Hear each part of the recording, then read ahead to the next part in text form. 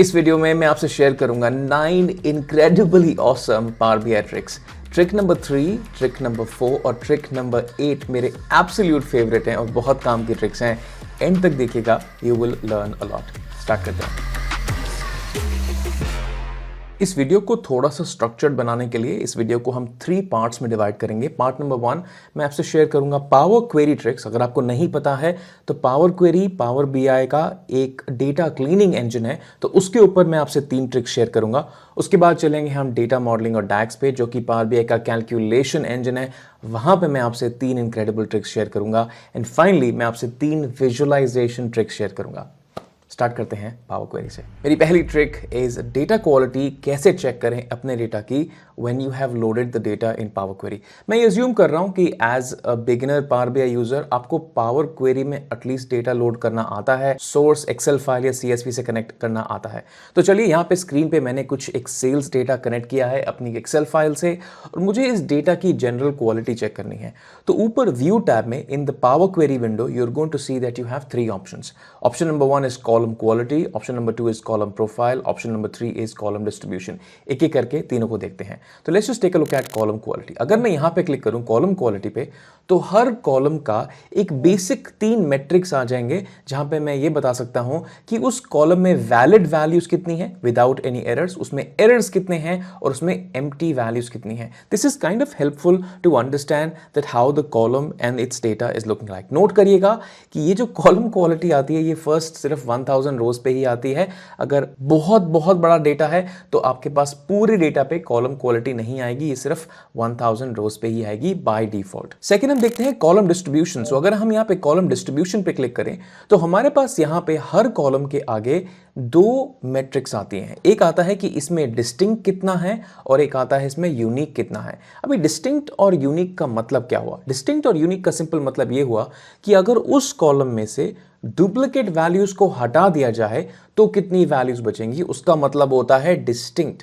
और यूनिक का मतलब होता है कि उस कॉलम में अगर कोई ऐसी वैल्यू है जो पूरे कॉलम में एक ही बार आ रही है तो उसका मतलब होता है unique. Now these can be very helpful to take a look at. आप हर कॉलम में जाके देख सकते हैं कि कितने डिस्टिंक्ट और कितने यूनिक वैल्यूज हैं। फाइनली देखते हैं हम कॉलम प्रोफाइल। तो अगर हम इसको एक्टिवेट करें कॉलम प्रोफाइल को, तो यहां पे हमारे पास एक बहुत ही बड़ा पैनल खुलता है जिसमें हमें बहुत सारे मैट्रिक्स देखने को मिलते हैं। तो लेट्स जस्ट से अगर हम यहाँ पे डेट कॉलम पे देखें तो मुझे दिख रहा है कि यहाँ पे 998 रोज हैं। उसके बाद इसका एरर कुछ भी नहीं है, एम्प्टी कुछ भी नहीं है, डिस्टिंक्ट कितने हैं, यूनिक कितने हैं, सबसे छोटी डेट कौन सी है, सबसे बड़ी डेट कौन सी है, वगैरह वगैरह वगैरह। यहाँ पे हमें बहुत सारे स्टैटिस्टिक्स देखने को मिलते हैं। जो यहाँ पे डेट्स हैं उसके हमें नंबर ऑफ वैल्यूज भी दिखते हैं। यानी कि अगर मैं 11/11/2011 को देखूं तो मुझे यहाँ पे दिखता है कि ये पर्टिकुलर डेट 7 टाइम्स आया है in this entire date column. तो ऐसे बहुत सारे आपको स्टैटिस्टिक्स देखने को मिल जाएंगे।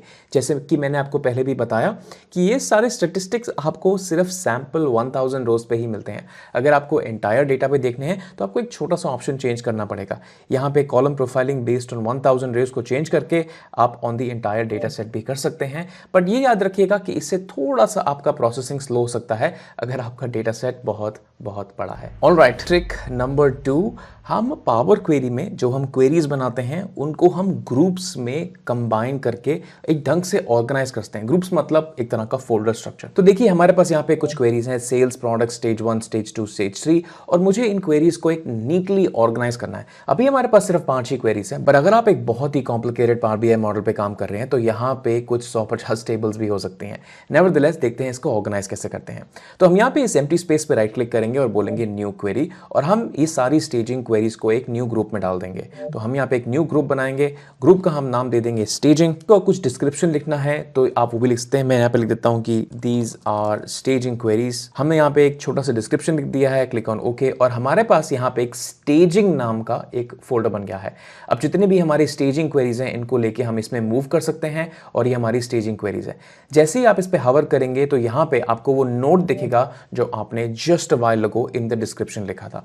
हम यहाँ पे और भी ग्रुप्स बना सकते हैं, बट इसका पॉइंट यही है कि जब आपके पास बहुत सारी टेबल हैं तो एक बहुत अच्छा आइडिया होता है कि सारी क्वेरीज को आप नीटली फोल्डराइज करें, ताकि आप अपने क्वेरीज को कोलैप्स या एक्सपैंड करके देख सकते हैं कि वो अलग अलग फोल्डर्स में कैसे पड़ी हैं। ये एक बहुत ही कॉमन अप्रोच है जो आप कंप्यूटर पे फोल्डर्स बना के अपना डेटा ऑर्गेनाइज करते हैं, वैसे आप पावर क्वेरी में भी ग्रुपिंग के थ्रू ये टेक्निक कर सकते हैं। अगर आपको ये वीडियो पसंद आ रहा है तो आपको डेफिनेटली मेरे कोर्सेज भी पसंद आएंगे। मैं बहुत ही extensive in depth courses run करता हूं एक्सेल पे, पावर क्वेरी की जो एम लैंग्वेज है उस पे, डैक्स डेटा मॉडलिंग जो पावर बीआई में यूज होता है उस पे।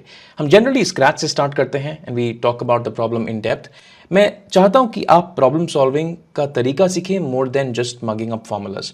तो मैं इस कोर्स में काफ़ी ज़्यादा इन डेप्थ जाता हूं आपको लॉजिक समझाने के लिए, ताकि अगर आपको एक बार लॉजिक समझ में आ गया तो वो आप लॉजिक कैरी ओवर करके अपनी प्रॉब्लम्स पे भी लगा सकते हैं और वो प्रॉब्लम सॉल्व करना सीख सकते हैं। ये सारे कोर्सेज इंग्लिश में हैं and hundreds and thousands of students around the world have joined these courses और उन्होंने बहुत अमेजिंग फीडबैक दिया। अगर आप इंटरेस्टेड हैं तो कोर्सेज का लिंक आपको मिलेगा in the description of the video.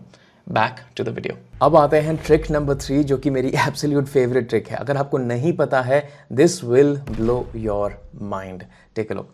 हमारे पास यहाँ पे एक सेल्स क्वेरी है और इस सेल्स क्वेरी में हमने यहाँ पे कुछ स्टेप्स करे हुए हैं, 4 स्टेप्स हैं। अगर मैं लेट्स से फॉर इंस्टेंस किसी एक इंटरमीडिएट स्टेप को एक्सट्रैक्ट करना चाहूँ तो मैं नहीं कर सकता हूँ। मैं समझाता हूँ एग्जांपल के तौर पे।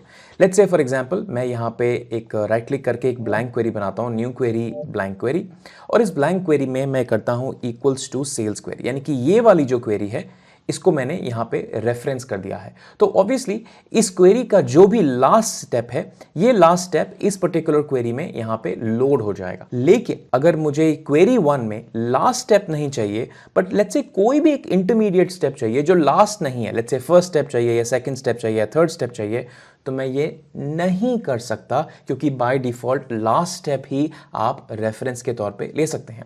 तो चलिए देखते हैं ये कैसे करते हैं।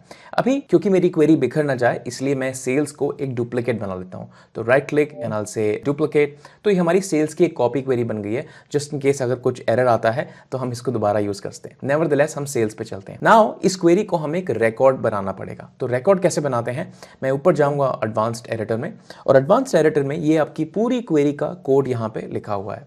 तो I will remove the let, delete that, I will remove the in and everything after that I will delete that, और इस क्वेरी को सिंपली हम एक रैप कर देंगे square bracket in the end and square bracket at the start, and that's it. ये हमारा एक रिकॉर्ड बन गया, square bracket at the start, square bracket in the end, that's it. Now I will click on done. अगर आप देखेंगे कि जो भी हमारी क्वेरी के स्टेप्स थे जो हमें यहां दिख रहे थे, source, navigation, change type, remove columns, वो सारे स्टेप्स हमारे यहां पे रिकॉर्ड के कॉलम्स बन गए हैं और इसका डेटा यहां पे आ गया है। अगर आप अभी तक नहीं समझे हैं तो हमारा मैजिक हो चुका है, अभी मुझे सिर्फ कर्टन अनवेल करने की देरी है। Please take a look. So हमें यहाँ पे जाऊंगा अपनी क्वेरी 1 में और मैं दोबारा बोलूंगा कि मुझे सेल्स क्वेरी को रेफरेंस करना है, जिसके अंदर जो स्टेप्स थे अभी वो कॉलम नेम्स बन चुके हैं। अभी क्योंकि वो कॉलम नेम्स हैं तो कॉलम नेम तो डेफिनेटली मैं पुल आउट कर ही सकता हूं। मैं बोलूंगा कि सेल्स टेबल में जाओ और ये जो है हमने जो रिकॉर्ड बनाया है, ये रिकॉर्ड मुझे दिख रहा है। अब इस रिकॉर्ड का लेट्स से मुझे सोर्स स्टेप चाहिए जो कि फर्स्ट स्टेप है, तो यहां पे मैं सेल्स डालूंगा। अब सेल्स एक क्वेरी नहीं रही बट सेल्स एक रिकॉर्ड बन चुका है, तो मैं यहां पे कहूंगा कि सेल्स टेबल में जाओ और सोर्स जो कॉलम है वो स्टेप नहीं रहा, वो कॉलम बन गया। ये कॉलम का ये वाला टेबल आप पुल आउट करिए। जैसे ही मैं एंटर प्रेस करता हूं यहां पे आप देखेंगे कि हमारे पास सोर्स स्टेप पुल आउट होके आ गया है। एक छोटा सा इसका डिसएडवांटेज ये है कि जो हमारी सेल्स टेबल पहले जो ठीक चल रही थी अभी वो ब्रोकन हो चुकी है। तो अगर आपको इस टेबल को यूज करना है तो या तो आप इसका एक डुप्लीकेट बना सकते हैं या फिर आप इसके लास्ट स्टेप को रेफरेंस करके लोड कर सकते हैं। बट ये एक बहुत ही अच्छा और एक एडवांस तरीका है अगर आपको कोई intermediate step of the query किसी और क्वेरी में यूज करना है। कमेंट करके जरूर बताइएगा कि ये ट्रिक कैसी लगी। आगे चलते हैं डैक्स ट्रिक्स पे। मेरी नेक्स्ट डैक्स ट्रिक जो कि ट्रिक नंबर 4 है, मेरी another incredibly favourite power BI trick है। चलिए देखते हैं ये काम कैसे करती है। तो मेरे पास यहाँ पे एक बहुत ही सिंपल विजुअलाइजेशन है जिसमें मेरे पास पहला कॉलम है ईयर, दूसरा कॉलम है उस ईयर का डेट कौन सा है, यानी कि 1 जन, 2 जन, so on and so fourth. यहां पे मैं एक कैलकुलेशन बनाना चाहता हूं कि मैं देखना चाहता हूं कि 1 जनवरी को कौन सा प्रोडक्ट बिका। ये नहीं देखना चाहता कि उस प्रोडक्ट की सेल कितनी हुई, बट प्रोडक्ट का नाम क्या है जो 1 जनवरी को बिका। तो यहां पे प्रोडक्ट का नाम आएगा। अगर इस पर्टिकुलर दिन 2 प्रोडक्ट बिके हैं तो मेरे पास 2 नाम आ जाना चाहिए with a comma, so on and so fourth. तो मैं हर डेट को ये देखना चाहता हूं कि मेरे पास कौन सा प्रोडक्ट बिका, यानी कि text value as an output. अभी तक आप जितना भी एक्सेल में और पावर बीआई में काम करते हैं, आपने जो भी मेजर्स या कैलकुलेशन बनाई है, उनका आंसर हमेशा एक न्यूमेरिक आंसर आता है, एक नंबर आता है। अभी हम देखेंगे कि हम ऐसा फॉर्मूला कैसे लिखें जिससे कि टेक्स्ट आंसर आए।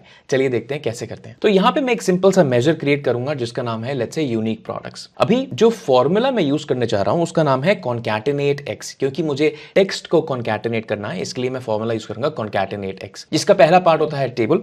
तो मुझे प्रोडक्ट्स टेबल में जाना है और प्रोडक्ट्स टेबल में मुझे प्रोडक्ट का नाम कॉन्कैटिनेट करना है। तो ये हो गया हमारा टेबल का नाम। अब आएगा हमारा कि कौन सा वैल्यू आपको कॉन्कैटिनेट करना है। So I will say that products table में जो प्रोडक्ट कॉलम का नाम है इसको कॉन्कैटिनेट करिए, and I will close the bracket and I will press enter, and as soon as I drag this formula in my visual, you are going to see that यहां पे सारे products आ गए, यानी कि जितने भी प्रोडक्ट्स हैं सारे आ गए। जरूरी नहीं है कि ये प्रोडक्ट 1 तारीख को बिका या नहीं बिका, बट हमारे पास सारे प्रोडक्ट्स आ गए हैं। इसको थोड़ा सा रिवाइज करके देखते हैं। तो अब मैं बोलूंगा कि ये जो कैलकुलेशन हमने लिखी है, ये कैलकुलेशन वही कैलकुलेशन होनी चाहिए जो सेल्स टेबल में एग्जिस्ट करती है, राइट।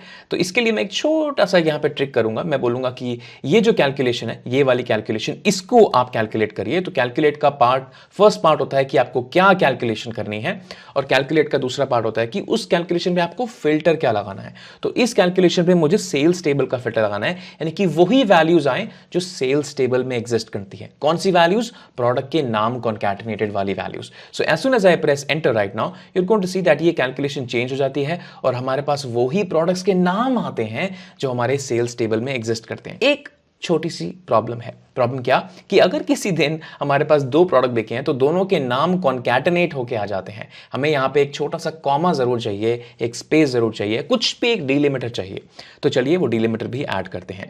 यहां पे मैं जाऊंगा, मैं बोलूंगा कॉन्कैटिनेट एक्स का पहला पार्ट टेबल का नाम, उसके बाद आप क्या कॉन्कैटिनेट करना चाहते हैं यानी कि प्रोडक्ट का नाम, और उसके बाद हम यहां पे डाल सकते हैं कि हमारा डिलिमिटर क्या है। तो हमारा डिलिमिटर है लेट्स से एक कॉमा और एक स्पेस। मैं वो यहां पे इनपुट करूंगा, I will press enter, and you are going to see that यहां पे हमारे पास एक कॉमा और एक स्पेस आ गया। अभी हमने एक ऐसी कैलकुलेशन बनाई है जो हमारे प्रोडक्ट का नाम कॉन्कैटिनेट करती है उस दिन कौन सा प्रोडक्ट बिका। आप ये कैलकुलेशन सेल्स के प्रोडक्ट्स पे लगा सकते हैं, कस्टमर्स पे लगा सकते हैं, रीजन्स पे लगा सकते हैं, किसी भी तरह से इसको मॉडिफाई कर सकते हैं। But now you know the way of creating a calculation that returns you a text and not a number. चलिए आगे चलते हैं और नेक्स्ट डैक्स कैलकुलेशन या नेक्स्ट डैक्स ट्रिक देखते हैं। तो मेरे पास यहाँ पे एक डेट टेबल, जिसको मैं कैलेंडर टेबल ही बोलता हूँ, यहाँ पे बनी हुई है, जिसमें पहला कॉलम है डेट, दूसरा कॉलम है मंथ, तीसरा कॉलम है ईयर, और मुझे यहाँ पे एक क्वार्टर कॉलम भी चाहिए कि ये कौन सा क्वार्टर है। क्वार्टर का मतलब Jan Feb March is Q1,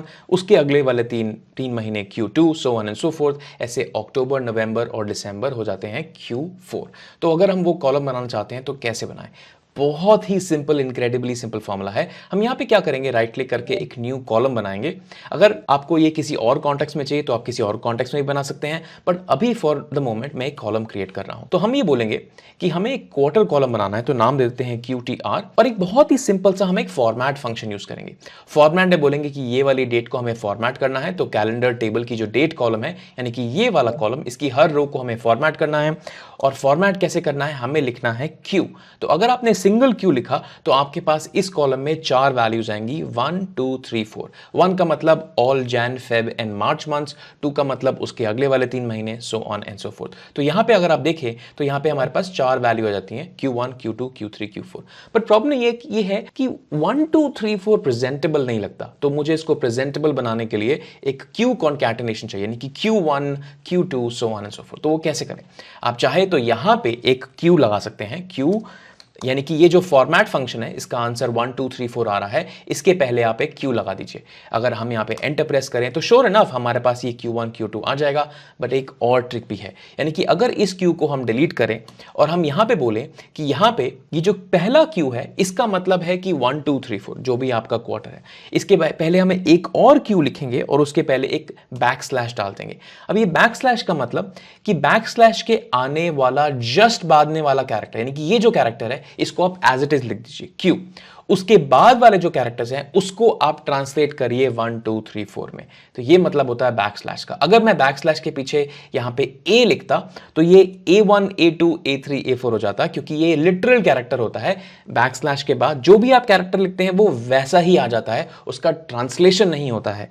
तो अगर मैं यहां पे Q लिखूंगा तो Q वैसा ही आ जाएगा, उसका ट्रांसलेशन नहीं होगा, और दूसरे वाले Q का ट्रांसलेशन हो जाएगा 1 2 3 4। ये होती है एक बैकस्लैश ट्रिक। याद रखिएगा कि बैकस्लैश के बाद आप कुछ भी लिखेंगे तो वो वैसा ही अपीयर हो जाएगा। डैक्स ट्रिक नंबर 6, स्ट्रिक्ट इक्वल्स। ये थोड़ी सी एडवांस ट्रिक है, मुझे बहुत पसंद है। हालांकि है बहुत सिंपल, बट मैंने नहीं देखा कि ये बहुत लोग यूज करते हैं, बट बहुत काम की ट्रिक है। जब आपको चाहिए तो यही ट्रिक काम में आएगी।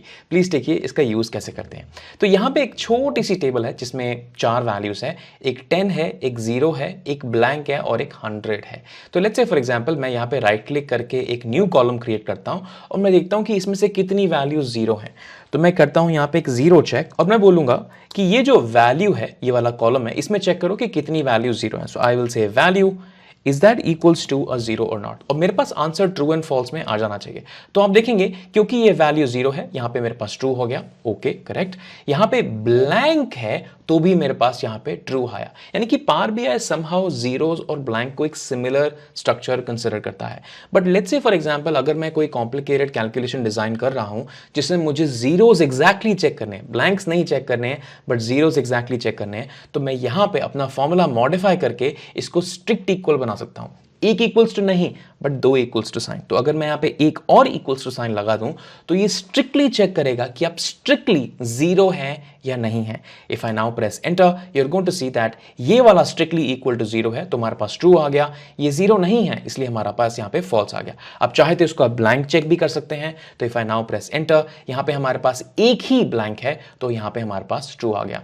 बहुत कॉम्प्लिकेटेड कैलकुलेशन डिजाइन करते वक्त आपको ये ट्रिक की काफी जरूरत पड़ सकती है। स्टार्ट करते हैं विजुअलाइजेशन ट्रिक से, जो ऑलमोस्ट सभी लोग पसंद करते हैं। पहली ट्रिक, आप अपने चार्ट को एक टेबल में क्विकली कैसे कन्वर्ट करें। ये बहुत बहुत काम की ट्रिक है। लेट्स से आपके पास कहीं से डैशबोर्ड आया और उसमें एक लाइन चार्ट बना हुआ है।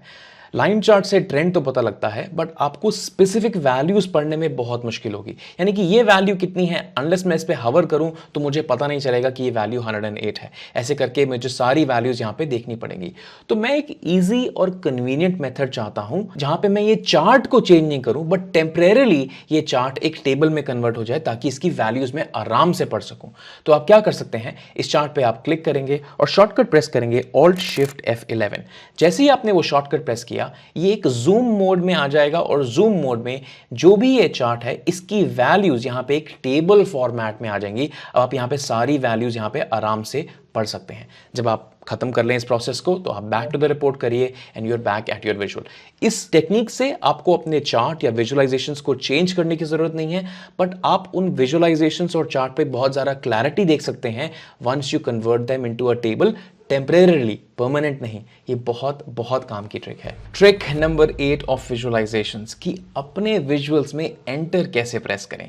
जस्ट व्हाइल अगो हमने एक टेबल बनाया था जहां पे हमारे प्रोडक्ट के नाम कॉन्कैटिनेट होके आ गए थे। तो आप देखें तो यहाँ पे 2 जनवरी को हमारे 2 प्रोडक्ट्स बिके हैं, एक शैम्पू का सैशे बिका है और एक 30 ml प्रोटीन हेयर ऑयल बिका है। अभी मुझे ये 2 प्रोडक्ट्स कॉमा करके नहीं चाहिए क्योंकि काफी सारे प्रोडक्ट्स भी हो सकते हैं। मुझे ये जो सेकंड प्रोडक्ट है नेक्स्ट रो में चाहिए, यानी कि मुझे एक एंटर प्रेस करना है।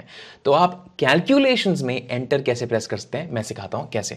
तो हम उस मेजर पे जाएंगे जो हमने अभी जस्ट व्हाइल अगो लिखा था, विच इज यूनिक प्रोडक्ट्स, जहां पे हमने अपना डीलिमिटर एक कॉमा लिखा था। ये डीलिमिटर को कॉमा से हटा के हम एक एंटर करेंगे, बट एंटर तो प्रेस नहीं कर सकते, तो इसका एक कोड होता है विच इज कॉल्ड 10। तो उसका यूज करने का तरीका होता है यूनिक कैरेक्टर, आप एक फॉर्मूला यूज करिए और उसके अंदर जो एंटर का कोड है वो डाल दीजिए, यानी कि 10। यानी कि मैं चाहता हूं कि जब प्रोडक्ट का नाम कॉन्कैटिनेट हो और उसमें एक से ज्यादा प्रोडक्ट हो तो उसका डीलिमिटेशन बाय एंटर हो। तो यूनिक कैरेक्टर फॉर्मूला 10 का कोड बढ़ के वो एंटर आपके फॉर्मूला में ऑलरेडी प्रेस कर देगा। Now if you take a look, press enter, you are going to see that every single product comes in a new row. तो अगर हम इसको थोड़ा सा कोलैप्स करें और यहां पे इसको बोलें कि हमें इस पर्टिकुलर टेबल विजुअल को रैप टेक्स्ट करना है, तो मैं इसको यहां पे सिलेक्ट करके बोलूं कि यहां पे मुझे इसको रैप टेक्स्ट करना है। यहां पे टेक्स्ट वैल्यूज को wrap text, I click on okay and you can see that यहां पे प्रोडक्ट का नाम दूसरी रो में ऑटोमेटिकली आ गया, क्योंकि 6 तारीख को हमारे 3 प्रोडक्ट बिके थे तो यहाँ पे 3 प्रोडक्ट के नाम आ रहे हैं। तो अभी this is very very convenient. मेरा लास्ट विजुअलाइजेशन ट्रिक थोड़ा फैंसी विजुअलाइजेशन ट्रिक है। आप इसको एक क्रिएटिव और बहुत काम के यूज में भी ला सकते हैं। मैं आपको सिर्फ टेक्निक समझाऊंगा, एक एप्लीकेशन दूंगा एंड आई एम श्योर आप उसका एक बेहतर इस्तेमाल कर सकते हैं। चलिए देखते हैं क्या है ये। मेरे पास एक बहुत ही सिंपल टेबल है यहाँ पे, जहाँ पे मेरे पास कुछ ईयर्स हैं और उसके सामने मेरे पास टोटल यूनिट्स लिखे हुए हैं कि उस साल में कितने यूनिट्स का सेल हुआ। Simple as that. तो इसको मैं थोड़ा सा फैंसी बनाना चाहता हूं। मैं चाहता हूं कि हर ईयर एक डिफरेंट तरीके से दिखे, यानी कि 2010 कुछ और कलर में आ जाए, फिर ये एक ऑल्टरनेटिव ये छूट जाए, फिर एक और कलर में आ जाए, फिर ये छूट जाए, फिर एक और कलर में आ जाए, so on and so fourth. तो थोड़ा सा मैं इसको फैंसी करना चाहता हूं, यानी कि एवरी ऑल्टरनेटिव ईयर को मैं समहाउ थोड़ा सा कलर करना चाहता हूं। तो हम देखेंगे कि ये कैसे करते हैं। अगर आप ये समझ गए कि इसको कलर कैसे करते हैं तो आप इसके बहुत सारे अलग अलग यूजेस निकाल सकते हैं। तो चलिए हम यहाँ पे एक सिंपल सा मेजर क्रिएट करते हैं, कलर ईयर। सबसे पहले मैं ये देखूंगा कि ये ईयर कौन सा है। तो उसके लिए मैं एक फॉर्मूला लिखूंगा, but selected value of the calendar table year column, close the bracket and press enter. If I drag this formula onto my visual, आप देखेंगे कि ये 2010 में 2010 है, 2011 में 2011 है, so on and so fourth. यानी कि हमने अभी क्या किया, ये जो वैल्यू है सिंपली यहाँ पे कैप्चर कर ली है। अब मैं देखूंगा कि ये वैल्यू इवन है या ऑड है। तो अपने इस फॉर्मूले में जाके मैं सिंपली चेक डालता हूं कि इज दिस वैल्यू इवन और ऑड। सो इज इवन एक फंक्शन है, तो ये देखिएगा कि ये इवन नंबर है या ऑड नंबर है। अगर मैं यहाँ पे एंटर प्रेस करूं तो आपके पास एक ट्रू और फॉल्स आ जाएगा कि यहाँ पे ट्रू ट्रू ट्रू ट्रू, ये सारी वैल्यूज इवन है। अगर अब मेरे पास ट्रू आया तो मैं कलर करना चाहता हूं। तो देखिए कलर कैसे करते हैं। तो मैं यहां पे बोलूंगा कि इफ अगर ये फॉर्मूले का आंसर ट्रू है, यानी कि वैल्यू हमारी इवन है, तो लेट्स से हम रेड कलर करना चाहते हैं तो यहां पे रेड लिख देंगे। अदरवाइज हम करना चाहते हैं let's say light grey, and that's about it. I close the bracket and I press enter.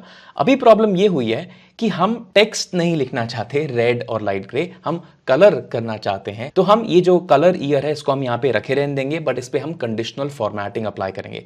यानी कि ये जो रेड और लाइट ग्रे है इसको translation into the colours. So how do we do that? इस विजुअल पे क्लिक करूंगा, यहाँ पे फॉर्मेट में जाऊंगा, right click on the colour year and I will say that I want to do conditional formatting, और बैकग्राउंड कलर पे conditional formatting करूंगा। तो यहाँ पे फॉर्मेट स्टाइल में मैं बोलूंगा कि मैंने एक फील्ड वैल्यू जनरेट करी है। वो फील्ड वैल्यू वो मेजर है जो मैंने जस्ट अभी लिखा है। और अगर आप देखें कि ये जो कलर ईयर का मेजर है इसका आंसर एक कलर है, यानी कि रेड कलर जो पावर बीआई आइडेंटिफाई कर सकता है, लाइट ग्रे जो पावर बीआई आइडेंटिफाई कर सकता है। तो मैं बोलूंगा कि यहाँ पे फील्ड वैल्यू है, फील्ड वैल्यू कौन सी है, colour year. I click on okay, तो यहाँ पे ये कलर होके आ गया। अभी ये प्रेजेंटेबल नहीं लगा, तो थोड़ा सा इसको प्रेजेंटेबल बनाते हैं। अगर मैं इस कॉलम की विड्थ को ऑलमोस्ट जीरो कर दूं कि ये दिख ना पाए, तो ये बहुत ही मिनिमल एक यहाँ पे कलर आ गया। अभी ये कलर को हम यहाँ पे ड्रॉप कर देते हैं ईयर के नेक्स्ट में। तो I will just go to my visual right here, colour year हमारा पहले आ जाएगा which is right here। सबसे पहले आ गया हमारा ईयर, उसके बाद हमारा आ गया कलर ईयर, और उसके बाद हमारे टोटल यूनिट्स। तो थोड़ा सा हमारा टेबल एक फैंसी विजुअलाइजेशन हो गया। अगर आप ये पर्टिकुलर टेक्निक किसी और काम की चीज के लिए यूज करेंगे तो मुझे बहुत बहुत खुशी होगी। अगर मेरा ये वाला वीडियो आपको पसंद आया तो मेरा next video on pivot tables is going to be absolute mind blowing to watch. Click करिए और मैं आपसे इस वीडियो में मिलता हूं। बाय।